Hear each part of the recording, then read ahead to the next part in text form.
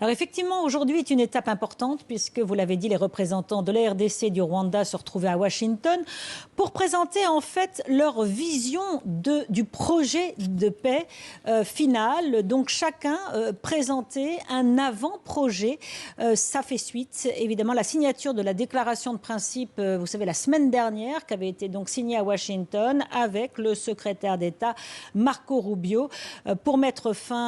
tenter mettre fin à un conflit qui dure depuis des décennies. Donc il était question du respect des frontières entre les deux pays, de la lutte contre les groupes armés, la stabilité et la sécurité dans la région, c'est très important pour les Américains, d'autant plus que ce qui intéresse surtout, ce qui motive l'administration américaine actuellement, ce sont surtout les accords bilatéraux qui sont en train d'être discutés sur les minerais critiques, vous savez, des ressources importantes pour les chaînes d'approvisionnement mondiales. C'est dans l'esprit de cette administration Trump à négocier ce genre d'accords sur les minéraux, sur les ressources naturelles. Et donc, il y a des négociations entre d'un côté Washington et Kinshasa, puis d'un autre côté entre Washington et Kigali, pour obtenir le meilleur accord possible. Un des accords économiques qui servent donc les intérêts stratégiques des Américains, qui permettront à terme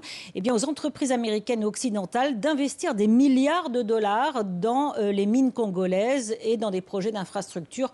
pour soutenir l'exploitation minière dans les deux pays. Donc une fois que ce sera finalisé en fait ces deux accords, une nouvelle réunion est prévue dans 3 semaines à Washington avec Marco Rubio et les ministres des Affaires étrangères des deux pays africains pour signer déjà un premier pas, vraiment la dernière étape avant un accord final signé là en grande pompe. Ça devrait être en juin ou juillet à Washington, mais cette fois avec le président américain Donald Trump, avec ses homologues de la RDC et du Rwanda, même avec d'autres chefs d'État africains. Là, ça sera vraiment une grande cérémonie, un accord final de paix dans l'espoir donc de mettre fin à ce conflit qui dure depuis des décennies. Encore une fois, vous savez, pour l'administration Trump, ça sera très important de signer cet accord puisque pour le moment, cette administration a bien du mal à obtenir la paix dans d'autres endroits du monde, et on pense notamment au conflit en Ukraine entre donc l'Ukraine et la Russie.